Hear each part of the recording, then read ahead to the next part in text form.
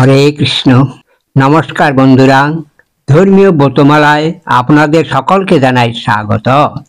আজকের পর্বে আপনাদের জন্য থাকবে চৈত্র মাস অর্থাৎ বিষ্ণু মাস, কৃষ্ণপক্ষে পাপ মোচনী একাদশী ব্রত কথা। চৈত্র মাস বিষ্ণু মাস নামে পরিচয়, বৈষ্ণব তত্ত্বের মধ্যে আছে এ বিষয়।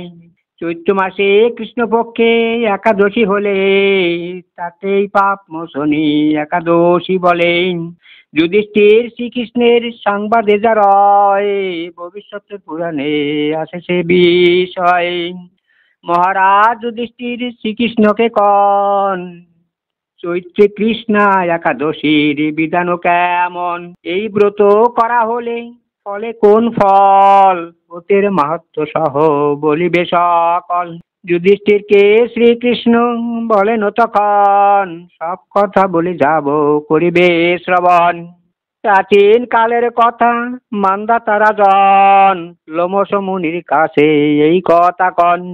সে সময় মান্ধাতার প্রশ্নের উত্তরে বলেন লোমশ মুনি তাকে দয়া করে, ভক্তিভাবে এই ব্রত করিলে পালন, জীবের সকল পাপ হইবে মোচন। কেহ যদি পিশাচত্ব প্রাপ্ত হয়ে থাকে, ব্রতের প্রভাব মুক্ত করে দেবে তাকে। এছাড়াও বহুবিধ শুভ ফল ফলে, তাই তো পাপ মোচনী ব্রত একে বলে। সস্নেহে লোমশ মুনি মান্ধাতাকে কন, প্রাচীন কালের কথা বলিব এখন। ধনপতি কুবেরের ছিল পুষ্পবন, চিত্ররথ নাম তার জানে সর্বজন।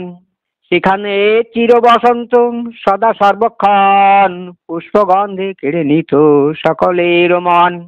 গন্ধর্ব কন্যারা আর কিন্নর কিন্নরে, সেখানে আনন্দ করে নিত্য গীত করে।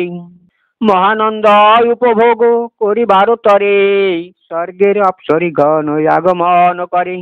সেখানে করিতে ক্রীড়া ইন্দ্র দেবরাজ, আসিতেন সঙ্গে নিয়ে দেবতা সমাজ। বহুকাল ধরে সেতাং মুনি ঋষিগণ, এক চিত্তে করে যান তপস্যাচরণ। সেখানে মেধাবী নামে এক ঋষিবর, শিবের পরম ভক্ত বাঁধিলেন ঘর। মঞ্জু ঘোষা নামে এক অপ্সরী তখন, মেধাবীকে পেতে ইচ্ছা করিল পোষণ। মেধাবীর অভিশাপে বড় ভয় পায়, তাই তার আশ্রমে সে কখনো না যায়।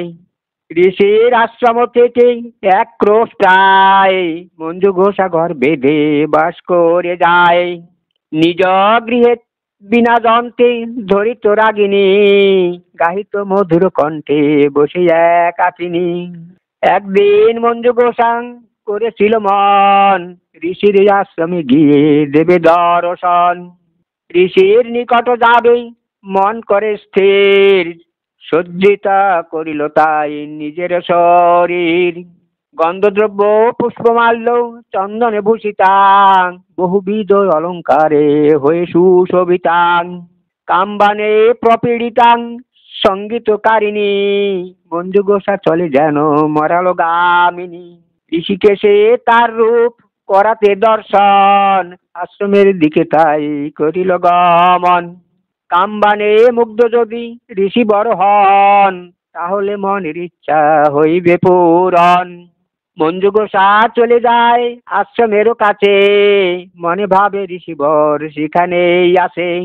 হাতের কঙ্কন গুলি বাজায় সরবে, পায়ের নূপুর বাজে ঝুনঝুন রবে। কোমরের মেখলায় সুসজ্জিত হয়, রূপে মুগ্ধ হয় যদি ঋষির হৃদয়। সুন্দরী মঞ্জু ঘোষাকে করিয়া দর্শন, শিব শত্রু কামদেব ভাবেন তখন। ইহার মাধ্যমে আমি ঋষির হৃদয়, কামবানে প্রপীড়িত করাবো নিশ্চয়। শিবের পরম ভক্ত এই ঋষিবর, আমি চলে যাব তার দেহের ভিতর। যেহেতু মদন ভস্য করেন শঙ্কর, তার প্রতিশোধ নেব এতদিন পর। কামদেব চলে যান ঋষির শরীরে, কামবানে মুগ্ধ হন ঋষি ধীরে ধীরে। মঞ্জু ঘোষা চলে যায় আশ্রমে যখন শিব ভক্ত ঋষি তাকে করেন দর্শন, অনুপম রূপ তার করিয়া দর্শন, কামেতে মেধাবী ঋষি অতি মুগ্ধ হন। সে সময় মঞ্জু গোসাং কামাতুরা ছিল, হাতের বিনাকটিকে সে মাটিতে ফেলিল। তারপর মেধাবীকেই করে আলিঙ্গন, কামে ঋষি বর্তার বশীভূত হন। এতদিন তপস্যায় যা হয় অর্জন, মুহূর্তের মধ্যে সব হলো বিসর্জন। তারপর সেই স্থানে তারা দুইজন বহুকাল কাটাইল গারস্থ জীবন। একদিন মঞ্জু গোসাং মেধাবীকে বলে, আজ আমি যেতে চাই নিজ দেশে চলে। কত শত ভুল ত্রুটি হয়ে আসে জমা, দয়া করে নিজ গুণে করিবেন ক্ষমা। আপনার আদেশের আসি অপেক্ষায়, আমাকে করুণা করে দেবেন বিদায়। মঞ্জু ঘোষার কথায় মেধাবী তখন বলেন, অপেক্ষা করো তুমি কিছুক্ষণ। আগামী প্রভাত কাল হলে উপস্থিত, তখন করিব আমি ইহার বিহিত। তখন ঈষদে হেসে মঞ্জু ঘোষা কয়, আমাদের কেটে গেল কতটা সময়, সহবাসে কাটাইছি কত বৎসর, আপনি তার কিছু রাখেন খবর। হিসাব করিতে ঋষি হন তৎপর, দেখেন হিসাব করে 57 বছর। সামান্য ধ্যানস্থ হয়ে মেধাবী তখন ক্রোধ করে অগ্নিমূর্তি করেন ধারণ। বলেন মঞ্জু ঘোষাকেই, পাপি হসি ওরে, কি ক্ষতি করিলি তুই এতদিন ধরে। কাল রূপা তপস্যারি এ ক্ষয়কারিণী, কুলটা পাতক প্রিয়ারে দুরাচারিণী। তোর মতো পাপিষ্ঠা তো নাই 3 লোকে, সেই হেতু অভিশাপ দেব আমি তোকে। পিশাচীর কর্ম করে করেছিস পাপ, থাকিবি পিশাচী হয়ে দিও অভিশাপ। সে সময় মঞ্জু গোসাং পিশাচত্ব পায়, করজোড়ে মঞ্জু গোসা ঋষিকে জানায়। করিয়াছি মহাপাপ করিতা স্বীকার, যা বলিবে করিব তা করি অঙ্গীকার। চলে পাপ মোচন হইবে আমার, সে কথাটি এ সময় জানা দরকার। বলেন মেধাবী ঋষি, শোনো হে সুন্দরী, থেকেছি তোমারও সাথে বহুদিন ধরে। আমার তপস্যা তাতে হয়ে গেছে নষ্ট, অন্তরে পেয়েছি তাই আমি বড় কষ্ট। তবুও তোমার প্রতি হয়েছি সদয়, সেজন্য তোমাকে আমি বলি এ সময়। চৈত্র মাসে কৃষ্ণপক্ষে একাদশী হলে, তাহাকে পাপ মোচনী একাদশী বলে। এই একাদশী ব্রত করিবে পালন, পিশাচত্ব থেকে মুক্ত হইবে তখন। তখন মেধাবী ঋষি এই কথা বলে, সেই স্থান ত্যাগ করে দ্রুত যান চলে। মেধাবী ঋষির পিতা নামে তেচাবন, মেধাবী পিতার কাছে উপস্থিত হন। বলেন মেধাবী ঋষি পিতার নিকটে, যে সমস্ত ঘটে গেছে সব অকপটে। বলেন চাবনের ঋষি পুত্রের কথায়, সঙ্গ দোষে পড়ে তুমি থেকে গেছো দায়। অপকর্মে লিপ্ত হয়ে করেছিলে পাপ, তাই তো তোমার আজ এত মনস্তাপ। এই পাপের প্রায়শ্চিত্ত করা দরকার, তা না হলে পাপ থেকে হবে না উদ্ধার। অপ্সরীকে জীবে দান করেছো প্রদান, তুমিও করিবে তাই মানিয়া বিধান। পাপ মোচনী একাদশী করো যদি তবে, তোমার সকল পাপ বিদূরিত হবে। এদিকে এলো মৌসুমনি মান্দাতিকে কন, তারপর কি ঘটিল বলিতে এখন।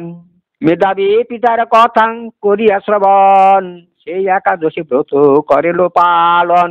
ব্রত পালনের জন্য ফলেছিল ফল, মেধাবী পেলেন ফিরে ঋত তপবল।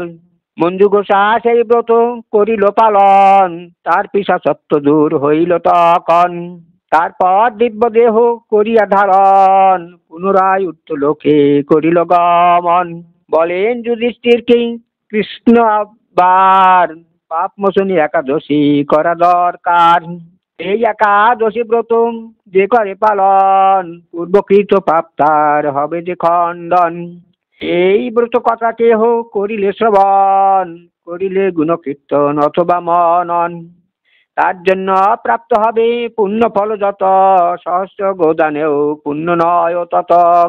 যদি কেহ হয়ে থাকে ব্রহ্ম হত্যাকারী অথবা হরণ করে স্বর্ণ কিংবা নারী, মদ্যপানহীন কর্ম করারও কারণ পর্বত প্রমাণ পাপ হয়েছে অর্জন। তবু যদি এই ব্রত করে সে পালন, তার কৃত সর্বপাপ হবেই খণ্ডন। উপরন্তু তার যত পুণ্য ফল ফলে, জীবনান্তে স্বর্গে যাবে সেই পুণ্য বলে। এই ব্রত করা হলে পাপ নষ্ট হয়, অন্যান্য ব্রতের চেয়ে বেশি পুণ্যময়। তখন যুধিষ্ঠির স্থির কর মন, করিবে উত্তম রূপে এ ব্রত পালন। এতক্ষণে ব্রত কথা সমাপন হলো। রাধাকৃষ্ণ প্রেমানন্দে হরি হরি বল, হরি বল।